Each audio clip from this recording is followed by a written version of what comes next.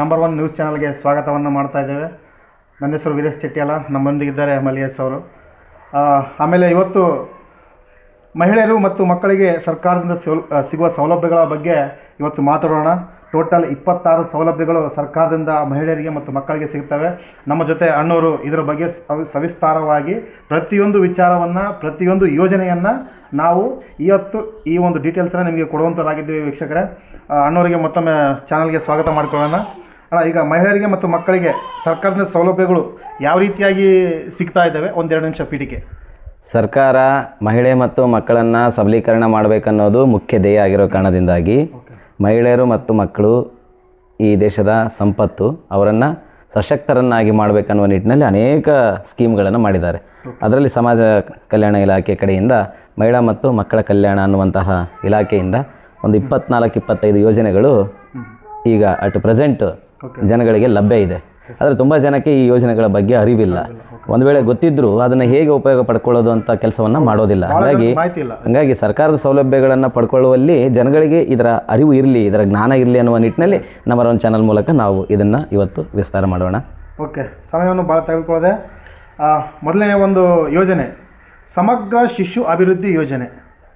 ಅರ್ಹತೆ ಮತ್ತು ಸೌಲಭ್ಯಗಳು ಯಾವ ರೀತಿ ಇರಬೇಕಂದ್ರೆ 6 ತಿಂಗಳಿನಿಂದ 6 ವರ್ಷದವರೆಗಿನ ಮಕ್ಕಳಿಗೆ, ಬಾಣಂತಿಯರಿಗೆ, ಪ್ರಾಯಪೂರ್ವ ಬಾಲಕಿಯರಿಗೆ ಪೂರಕ ಪೌಷ್ಟಿಕ ಆಹಾರ, ಆರೋಗ್ಯ ಸೇವೆಗಳು, ಹಾಲು, ಕಾಳು, ಧಾನ್ಯಗಳು ಇತರೆ.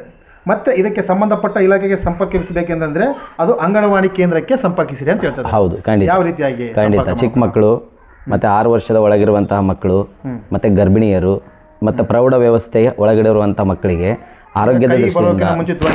ಆರೋಗ್ಯದ ದೃಷ್ಟಿಯಿಂದ ಅವರಿಗೆ ಪೌಷ್ಟಿಕ ಆಹಾರ ಕೊರತೆ ಆಗಬಾರ್ದು, ರೋಗಗಳಿಗೆ ಬೀಳಬಾರ್ದು, ಅವರ ಆರೋಗ್ಯವನ್ನು ಕಾಪಾಡುವ ಸಲುವಾಗಿ ಮಕ್ಕಳು ಮತ್ತು ಬಾಣಂತಿಯರು ಆ ಗರ್ಭಿಣಿ ಸಮಯದಲ್ಲಿ ಅವ್ರಿಗೆ ಏನೆಲ್ಲ ಒಳ್ಳೆ ಫುಡ್ಡನ್ನು ಕೊಡಬೇಕನ್ನುವ ನಿಟ್ಟಿನಲ್ಲಿ, ಈಗ ಶ್ರೀಮಂತರು ಅವ್ರಿಗೇನು ಕೊರತೆ ಇರಲ್ಲ. ಈ ದೇಶ 70% ಬಡತನ ಹೊಂದಿರುವಂಥ ಜನಗಳನ್ನು ಇರುವ ಕಾರಣದಿಂದಾಗಿ ಸರ್ಕಾರ ಅಂಥ ಯೋಜನೆಗಳನ್ನು ಬಡ ಹೆಣ್ಣುಮಕ್ಕಳಿಗೆ ಸಿಗಲಿ, ಬಡ ಗರ್ಭಿಣಿ ಕುಟುಂಬಗಳಿಗೆ ಸಿಗಲಿ, ಬಡ ಮಕ್ಕಳಿಗೆ ಸಿಗಲಿ ಅನ್ನುವ ನಿಟ್ಟಿನಲ್ಲಿ ಅಂಗನವಾಡಿ ಕೇಂದ್ರಗಳಲ್ಲಿ ಬಾಣಂತಿಯರಿಗೆ ಒಂದು ಚಾರ್ಟ್ ಮಾಡಿದ್ದಾರೆ. ಏನೆಲ್ಲ ಕೊಡಬೇಕು, ಈ ಎಷ್ಟೆಷ್ಟು ದಿನಕ್ಕೆ ಏನೇನು ಕೊಡಬೇಕು ಅಂತೇಳಿ ಆ ಯೋಜನೆ ಒಳಗಡೆ ಅದು ಬರುತ್ತೆ. ಜೊತೆಗೆ ಮಕ್ಕಳು, ಇವತ್ತು ಬಡ ಮಕ್ಕಳು ಇರ್ತಾರೆ, ಸರಿಯಾದ ಊಟದ ವ್ಯವಸ್ಥೆ ಇರಲ್ಲ ಮನೆಯಲ್ಲಿ. ಹಂಗಾಗಿ ಆ ಅಂಗನವಾಡಿ ಕೇಂದ್ರಗಳ ಮೂಲಕ, ಶಾಲೆಯಲ್ಲೂ ಬಿಸಿ ಊಟ ವ್ಯವಸ್ಥೆ ಮಾಡಿದಾರಲ್ಲ, ಅದ್ರ ಮೂಲಕ ಒಳ್ಳೆ ಫುಡ್ ಸಿಗಲಿ, ಆ ಮಕ್ಕಳಿಗೆ ಪೌಷ್ಟಿಕ ಆಹಾರದ ಕೊರತೆ ಆಗದೇ ಇರಲಿ ಅನ್ನುವಂಥ ನಿಟ್ಟಿನಲ್ಲಿ ಆ ಯೋಜನೆಗಳನ್ನು ಮಾಡಿದ್ದಾರೆ. ಒಳ್ಳೆಯ ಚಂದದ ಕ್ವಾಂಟಿಟಿ ಇರುವಂಥ ಫುಡ್ಡನ್ನು ಕೊಡುವಂತೆ ಸರ್ಕಾರ ಈ ಯೋಜನೆಗಳನ್ನು ರೂಪಿಸಿದೆ. ಇದು ಮಹಿಳಾ ಮತ್ತು ಮಕ್ಕಳ ಕಲ್ಯಾಣ ಇಲಾಖೆಯ ಒಂದು ಭಾಗ ಆಗಿರುವಂತಹ ಶಿಶು ಅಭಿವೃದ್ಧಿ ಕೇಂದ್ರಗಳಂದರೆ ಅಂಗನವಾಡಿ ಕೇಂದ್ರಗಳಲ್ಲಿ ಈ ಯೋಜನೆ ದೊರೆಯುತ್ತೆ. ಇದನ್ನು ಸಾಕಷ್ಟು ಜನ ಹಳ್ಳಿಗಳಲ್ಲಿ ಯೂಸ್ ಮಾಡ್ಕೊಳ್ತಿದ್ದಾರೆ. ಹಾಗಾಗಿ ಇದಕ್ಕೇನು ಅರ್ಜಿ ಹಾಕಬೇಕಾಗಿಲ್ಲ, ಏನೂ ಇಲ್ಲ.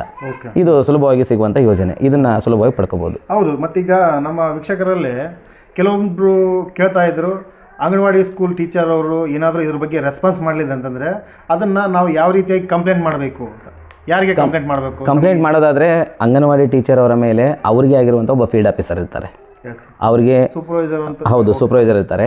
ಆ ಸೂಪರ್ವೈಸರ್ಗೆ ಇವರು ಚಾರ್ಟ್ ಪ್ರಕಾರ ಏನು ಫುಡ್ಗಳನ್ನು ವಿತರಣೆ ಮಾಡೋದಿಲ್ಲ ಅನ್ನೋದನ್ನು ಅವ್ರಿಗೆ ಕಂಪ್ಲೇಂಟ್ ಮಾಡ್ಬೋದು. ಅವರು ಅದಕ್ಕೆ ರೆಸ್ಪಾನ್ಸ್ ಮಾಡದೇ ಇದ್ದಾಗ ಅವ್ರ ಮೇಲೆ CDPO ಇರ್ತಾರೆ, CDPO ಕಂಪ್ಲೇಂಟ್ ಮಾಡ್ಬೋದು. ಹೌದು. ಅವರು ರೆಸ್ಪಾನ್ಸ್ ಮಾಡದೇ ಇದ್ದಾಗ ಅವ್ರ ಮೇಲೆ DD ಇರ್ತಾರೆ, ಹೌದು, ಅವರು ಇರ್ತಾರೆ, ಅವ್ರಿಗೂ ಕಂಪ್ಲೇಂಟ್ ಮಾಡ್ಬೋದು. ಅವರು ರೆಸ್ಪಾನ್ಸ್ ಮಾಡದೇ ಇದ್ದಾಗ ನೇರವಾಗಿ HOD DC ಅವರಿಗೆ ಕಂಪ್ಲೇಂಟ್ ಮಾಡ್ಬೋದು. ಖಂಡಿತ ಜಿಲ್ಲಾಧಿಕಾರಿಗಳಿಗೆ ಕಂಪ್ಲೇಂಟ್ ಮಾಡಬಹುದು. ಕೊನೆಯದಾಗಿ ಅವ್ರಿಗೆ ಕಂಪ್ಲೇಂಟ್ ಮಾಡಬಹುದು. ಓಕೆ, ಎರಡನೇದಾಗಿ ನೋಡೋದಾದರೆ ಭಾಗ್ಯಲಕ್ಷ್ಮಿ ಯೋಜನೆ. ಇದು ಎಲ್ಲರಿಗೂ ಆಲ್ಮೋಸ್ಟ್ ಅಲ್ಲಿ ಗೊತ್ತಿರುತ್ತೆ. BPL ಕುಟುಂಬದಲ್ಲಿ ಜನಿಸುವ ಮೊದಲ 2 ಹೆಣ್ಣು ಮಕ್ಕಳಿಗೆ ಆರೋಗ್ಯ ವಿಮೆ ಮತ್ತು 18 ವರ್ಷ ತುಂಬಿದ ನಂತರ ರೂ. 1 ಲಕ್ಷ ಮೊತ್ತ ಪಾವತಿ ಸೌಲಭ್ಯ. ಇದಕ್ಕೆ ಸಂಪರ್ಕಿಸಬೇಕಾದ ಇಲಾಖೆ ಅಂದರೆ ಸಂಬಂಧಪಟ್ಟ ಅಂಗನವಾಡಿ ಕೇಂದ್ರಗಳಲ್ಲಿ ಸ್ವಸಹಾಯ ಸಂಘಗಳನ್ನು ಮಾಡಿಕೊಂಡು ಸವಲತ್ತುಗಳನ್ನು ಪಡೆದುಕೊಳ್ಳಬಹುದು. ಖಂಡಿತ ಹೌದು. ಈಗ ಆಲ್ರೆಡಿ ಭಾಳಷ್ಟು ಜನಕ್ಕೆ ಇದರ ಅರಿವಿದೆ. ಮನೆಯಲ್ಲಿ ಯಾರು 2 ಹೆಣ್ಮಕ್ಳು ಇರ್ತಾರೆ, 2 ಇರಬೇಕು, 3ನೇವರಿಗೆ ಬರೋದಿಲ್ಲ. 2 ಹೆಣ್ಮಕ್ಳು ಇರುವಂತಹ ಅರ್ಹ ಕುಟುಂಬಕ್ಕೆ, BPL ಅಂದರೆ ಬಿಲೋ ಪವರ್ಟಿ ಲೈನ್, ಬಡತನ ರೇಖೆಗಿಂತ ಕೆಳಗಡೆ ಇದ್ದು BPL ಕಾರ್ಡ್ ಇರುವಂಥ ಕುಟುಂಬಗಳಿಗೆ, 2 ಹೆಣ್ಮಕ್ಳು ಇರುವಂಥ ಕುಟುಂಬಗಳಿಗೆ ಈ ಯೋಜನೆ ಅಪ್ಲೈ ಆಗುತ್ತೆ. ಈ ಯೋಜನೆ 18 ವರ್ಷ ಅಂದರೆ ಅವರು ಮೇಜರ್ ಆಗುವ ವಯಸ್ಸಿನವರೆಗೂ ಆ ಯೋಜನೆ ಅವರ ಹೆಸರಿನಲ್ಲೇ ಇರುತ್ತೆ. ತದನಂತರ ಅವರು ಅದನ್ನು ಉಪಯೋಗ ಮಾಡಿಕೊಳ್ಳಬೇಕು. ಹಾಗಾಗಿ ಅದನ್ನು ನೋಂದಣಿ ಮಾಡಿಕೊಂಡು ಅದನ್ನು ಅವರಿಗೆ ಒದಗಿಸುವಂಥ ಕೆಲಸವನ್ನು ಅಂಗನವಾಡಿ ಕೇಂದ್ರದ ಟೀಚರ್ಗಳು ಮತ್ತು ಸಂಬಂಧಿಸಿರುವಂತಹ ಅವರ ಇಲಾಖೆಯ ಮಾಹಿತಿ ಕೊಡುವಂಥವರು ಅದಕ್ಕೆ ಸಂಪರ್ಕ ಮಾಡಬೇಕು. 3ನೇ ಹೆಣ್ಣು ಮಗು ಆದರೆ ಅವಕ್ಕೆ ಈ ಭಾಗ್ಯಲಕ್ಷ್ಮಿ ಯೋಜನೆ ದೊರಕದೇ ಇದ್ದಲ್ಲಿ ಸುಕನ್ಯಾ ಸಮೃದ್ಧಿ ಯೋಜನೆ ಅಂತಂದು ಕೂಡ ಇದೆ. ಅದನ್ನು ಕೂಡ ನಮ್ಮ ವೀಕ್ಷಕರು ಮಾಡಿಸಬೇಕು. ಹೌದು, ತಿಳಿಲಾರ್ದವರಿಗೆ ನೀವು ಒಂದ್ಸರಿ ತಿಳಿಸ್ಬೇಕಂದ್ರೆ ನಮ್ಮ ಫಸ್ಟ್ ಆಫ್ ಆಲ್ 3 ಮಕ್ಕಳು ಮಾಡ್ಕೊಳ್ಳೋದೇ ತಪ್ಪು ಈ ದೇಶದಲ್ಲಿ. ಹೌದು, ಯಾಕಂತಂದ್ರೆ 1 2 ಹೆಣ್ಣು ಆದ್ಮೇಲೆ ಮತ್ತೆ 3ನೇದು ಗಂಡು ಅಂತಂದೇಳಿ ಬಿಟ್ಕೊಂತಾರೆ, ಹೌದು ಹೌದು 3ನೇದು ಹೆಣ್ಣು ಆದ್ರಿಗಿನ ಮತ್ತೆ 4ನೇದು ಬಿಟ್ಕೊಂತಾರೆ. ಹೌದು. ಹಂಗೆ ಈಗ ಪಾಪ್ಯುಲೇಷನ್ ಜಾಸ್ತಿ ಆದಂತೆ ತೊಂದರೆ ಆಗುತ್ತೆ ಅನ್ನುವ ದೇಶದ ಕಾನೂನನ್ನು ಪಾಲಿಸಬೇಕು. ಆಮೇಲೆ 3ನೇದಾಗಿ ನೋಡೋದಾದ್ರೆ ಸ್ತ್ರೀ ಶಕ್ತಿ ಯೋಜನೆ, ಮಹಿಳಾ ಸ್ವಸಹಾಯ ಸಂಘಗಳಿಗೆ ಸರ್ಕಾರದಿಂದ ಸುತ್ತು ನಿಧಿ, ತರಬೇತಿ, ಬಡ್ಡಿ ಸಹಾಯಧನ ಮತ್ತು ಪ್ರೋತ್ಸಾಹ ಧನ ವಿತರಣೆ. ಸಂಬಂಧಪಟ್ಟ ಇಲಾಖೆ ಅಂದರೆ ಅಂಗನವಾಡಿ ಕೇಂದ್ರ ಗುಂಪು ತರಬೇತಿ ನೀಡಲಾಗುತ್ತದೆ. ಹೌದು, ಖಂಡಿತ. ಈ ಹಳ್ಳಿಗಳಲ್ಲಿ, ಗ್ರಾಮಗಳಲ್ಲಿ ಮಹಿಳೆಯರು 10 ಜನ, 11 ಜನ, 15 ಜನ ಸೇರಿಕೊಂಡು ಸ್ವಸಹಾಯ ಸಂಘಗಳಂತ ಮಾಡ್ಕೊಂಡಿರ್ತಾರೆ. ಆ ಸ್ವಸಹಾಯ ಸಂಘಗಳಿಗೆ ಕೋಆಪ್ರೇಟಿವ್ ಸೊಸೈಟಿಗಳಲ್ಲಿ ಸಾಲ ಸೌಲಭ್ಯಗಳನ್ನು ಕೊಡುವಂಥ ಕೆಲಸ ಮಾಡ್ತಾರೆ. ಅಂದರೆ ಸ್ವ ಉದ್ಯಮ ಮಾಡ್ತೀವಿ ಅಂತಂದರೆ ಅವರಿಗೆ ಸಾಲ ಸೌಲಭ್ಯಗಳನ್ನು SSG ಅಂತ ಕರೀತಾರೆ. ಅವುಗಳ ಮೂಲಕ ಅವರಿಗೆ ಸಾಲ ಸೌಲಭ್ಯ ಕೊಡುವಂಥ ಕೆಲಸ ಮಾಡ್ತಾರೆ. ಅವರು ಕರೆಕ್ಟಾಗಿ ಅಪ್ಡೇಟ್ ಇದ್ದಾರೆ, ಸಾಲ ತೊಗೊಂಡು ಕರೆಕ್ಟಾಗಿ ಕಟ್ತಾರೆ ಅಂದಾಗ ಸರ್ಕಾರ ಅವರ ಸಂಘಗಳಿಗೆ ಸುತ್ತು ನಿಧಿ ಅಂದರೆ ಸಬ್ಸಿಡಿ ಅಮೌಂಟನ್ನು, ಈಗ 4 ಲಕ್ಷ ದುಡ್ಡು ತೊಗೊಂಡ್ರೆ ಅಂದರೆ ಅವ್ರು ನೀಟಾಗಿ ತಗೊಳ್ತಾರೆ ಅಂತಂದಾಗ ಆ ಸಂಘಕ್ಕೆ 1 ಲಕ್ಷ ಸಬ್ಸಿಡಿ ಕೊಡಿ ಅಂತ ಒಂದು ಪ್ರೋತ್ಸಾಹ ಧನ ಅಂತ ಬರುತ್ತೆ. ಅದನ್ನು ಸುತ್ತು ನಿಧಿ ಅಂತ ಕರೀತಾರೆ.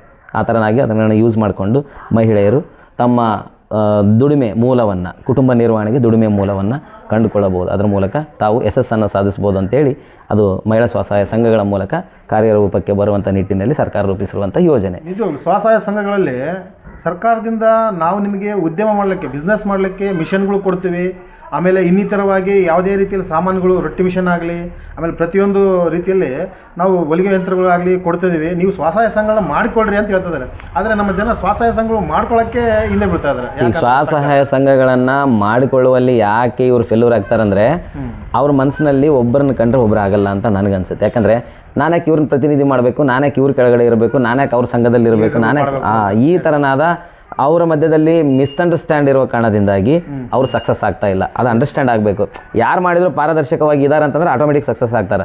ಅದರಲ್ಲಿ ಯಾರೋ ಒಬ್ಬರು ಪಾರದರ್ಶಕವಾಗಿ ಇಲ್ಲ, ಅವರ ಕಂಟ್ರೋಲ್ನಲ್ಲಿ ಆ ಸಂಘ ಇದೆ ಅಂದಾಗ ಉಳಿದವರು ಹಿಂದೇಟಾಗ್ತಾರೆ. ನಾನು ಯಾಕೆ ಇವ್ರ ಜೊತೆ ಎಲ್ಲಿ ಹೋಗಬೇಕು, ಸರಿ ಇಲ್ಲ ಅನ್ನುವಂಥ ನಿಟ್ಟಿನಲ್ಲಿ ಹೋಗ್ತಾರೆ. ಬಟ್ ಆ ಸ್ವಸಹಾಯ ಸಂಘಗಳಿಂದ ಮಹಿಳೆಯರ ಗುಂಪುಗಾರಿಕೆಯಿಂದ ಏನದು ಉನ್ನತ ಸ್ಥಾನಕ್ಕೆ ಆರ್ಥಿಕವಾಗಿ ಮತ್ತೊಂದು ಏನೇ ಇರಲಿ ತರುವಂಥ ಒಳ್ಳೆಯ ಕೆಲಸ ಅದು. ಅದನ್ನು ಮಹಿಳೆಯರು ಅರ್ಥಕೊಳ್ಬೇಕು. ಆ ನಿಟ್ಟಿನಲ್ಲಿ ಒಂದಷ್ಟು NGOಗಳನ್ನು ಮಾಡಿಕೊಂಡು ಕೆಲಸಗಳನ್ನು ಮಾಡಿದರೆ ಸರ್ಕಾರದಿಂದ ಸೌಲಭ್ಯಗಳನ್ನು ಪಡೆಯುವಂಥ ಅವಕಾಶಗಳು ಇದ್ದಾವೆ. ಆಮೇಲೆ 4ನೇದಾಗಿ ನೋಡೋದಾದರೆ ಉದ್ಯೋಗಿನಿ ಯೋಜನೆ. ಈ ಯೋಜನೆ ಬಗ್ಗೆ ಭಾಳಷ್ಟು ನಾನು ಕೇಳಿದ್ದೀನಿ. ಮಹಿಳೆಯರು ಸ್ವಂತ ಉದ್ಯೋಗ ಕೈಗೊಳ್ಳಲು ಗರಿಷ್ಠ 3 ಲಕ್ಷದವರೆಗೆ ಬ್ಯಾಂಕಿನಿಂದ ಸಾಲವನ್ನು ಪಡೆಯಬಹುದಾಗಿದೆ. ಪಡೆಯುವ ಸಾಲಕ್ಕೆ ಸಾಮಾನ್ಯ ವರ್ಗಕ್ಕೆ ಅಂದರೆ ಜನರಲ್ ಕ್ಯಾಟಗರಿಗೆ 30% ಮತ್ತು ಪರಿಶಿಷ್ಟ ಜಾತಿ ಪರಿಶಿಷ್ಟ ಪಂಗಡ ಅಂದರೆ SC ST ಕ್ಯಾಟಗರಿಗೆ 50% ಸಾಲದ ಮೇಲೆ ಸಬ್ಸಿಡಿ ನೀಡಲಾಗುತ್ತದೆ. ಅಂದರೆ 1 ಲಕ್ಷಕ್ಕೆ 30% ಅಂದ್ರೆ 30,000 ಸಬ್ಸಿಡಿ ಜನರಲ್ಗೆ, 1 ಲಕ್ಷಕ್ಕೆ SC ST ಅಂದರೆ 50,000 ಸಬ್ಸಿಡಿ. ಈ ಯೋಜನೆ ಪಡ್ಕೊಳ್ಬೇಕಂತಂದ್ರೆ ಮಾನ್ಯ CDPO ಕಚೇರಿಯನ್ನು ಸಂಪರ್ಕಿಸುವುದು. ಇದು CDPO ಕಚೇರಿಗೆ ಮಾತ್ರ ಸಂಪರ್ಕ ಮಾಡಿ ಅಂತ ಕೊಟ್ಟಿದ್ದಾರೆ. ಖಂಡಿತ. ಮೊದಲು ಯಾರೇ ಆಗಿರಲಿ ಲೋನ್ ತಗೊಳ್ಳೋರು ಯಾವತ್ತೂ ಸಬ್ಸಿಡಿ ಬಗ್ಗೆ ಆಲೋಚನೆ ಮಾಡಬಾರ್ದು.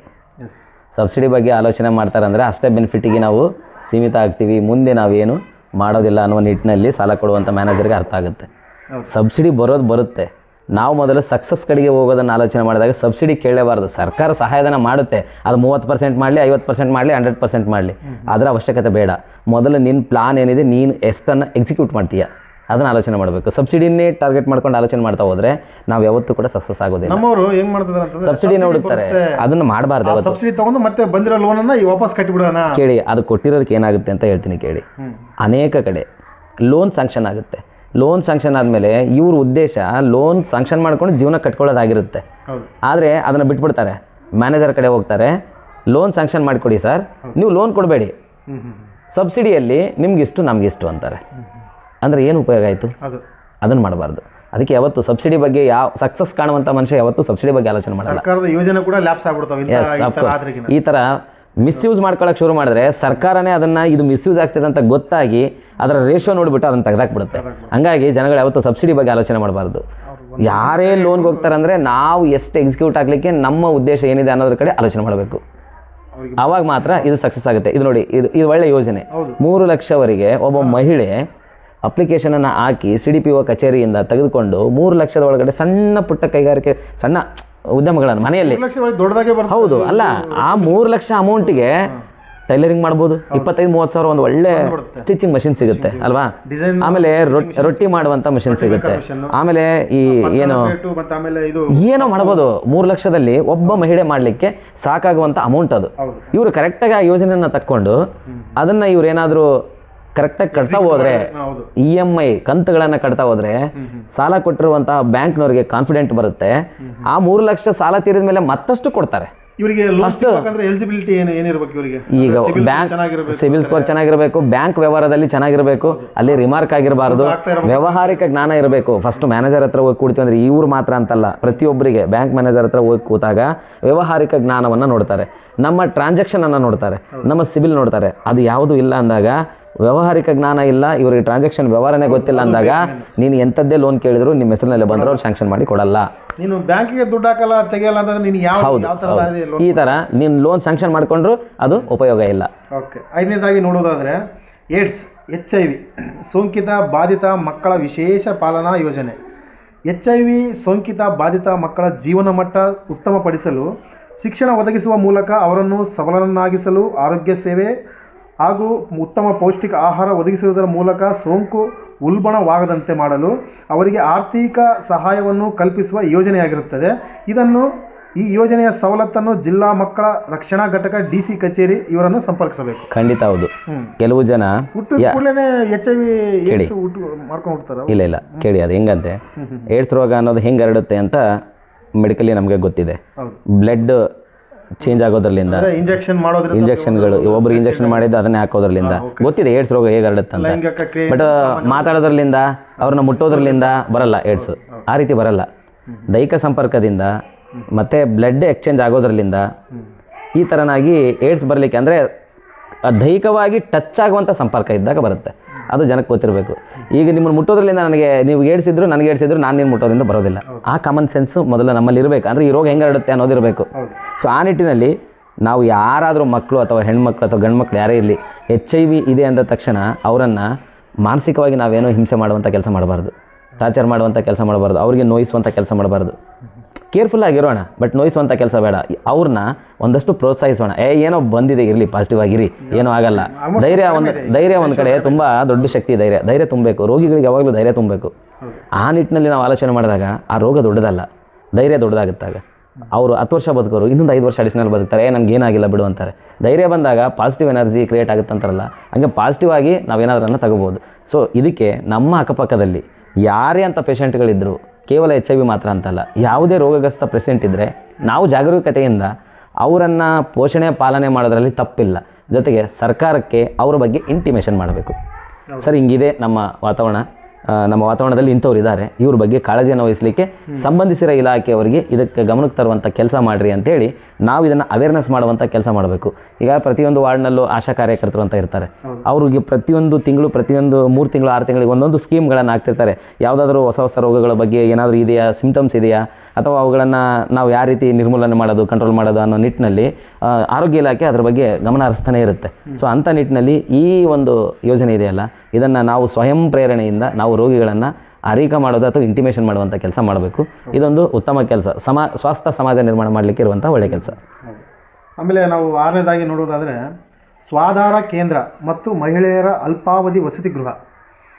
ಸಂಕಷ್ಟದಲ್ಲಿರುವ ಮಹಿಳೆಯರಿಗೆ ಮೂಲಭೂತ ಅವಶ್ಯಕತೆಗಳಾದ ಆಶ್ರಯ, ಪೋಷಣೆ ಮತ್ತು ರಕ್ಷಣೆ, ಜೊತೆಗೆ ಮಾನಸಿಕ ಬೆಂಬಲ ಮತ್ತು ಕೌನ್ಸಿಲಿಂಗ್, ವೃತ್ತಿಪರ ಕೌಶಲ್ಯ ತರಬೇತಿ, ಮನೋವೈದ್ಯಕೀಯ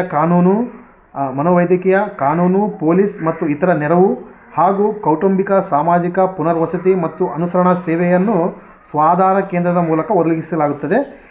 ಈ ಸವಲತ್ತನ್ನು ಪ್ರಜ್ಞಾ ಸ್ವಾಧಾರ ಕೇಂದ್ರ ಇವರನ್ನು ಸಂಪರ್ಕಿಸಿರಿ ಅಂತ ಹೇಳ್ತಾರೆ. ಖಂಡಿತ. ಇದು ಏನು ಅಂತಂದರೆ, ಸಮಾಜದಲ್ಲಿ ಮಹಿಳೆ ಒಂದಲ್ಲ ಒಂದು ವಿಧದಲ್ಲಿ ಪುರುಷನಿಂದ ದೌರ್ಜನ್ಯಕ್ಕೊಳಪಟ್ಟವಳು, ಅಪಮಾನಿಸಿಕೊಂಡವಳು, ಕಳಂಕಿತಳಾದವಳು, ಈ ಥರನಾದ ವ್ಯವಸ್ಥೆ ಇರುವ ಕಾರಣದಿಂದಾಗಿ ಮಹಿಳೆ ಮಾನಸಿಕವಾಗಿ ತುಂಬ ನೊಂದಿದ್ದಾಳೆ. ಇಲ್ಲಿ ಅದು ರಿಪೋರ್ಟ್ ಕೂಡ ಹೌದು.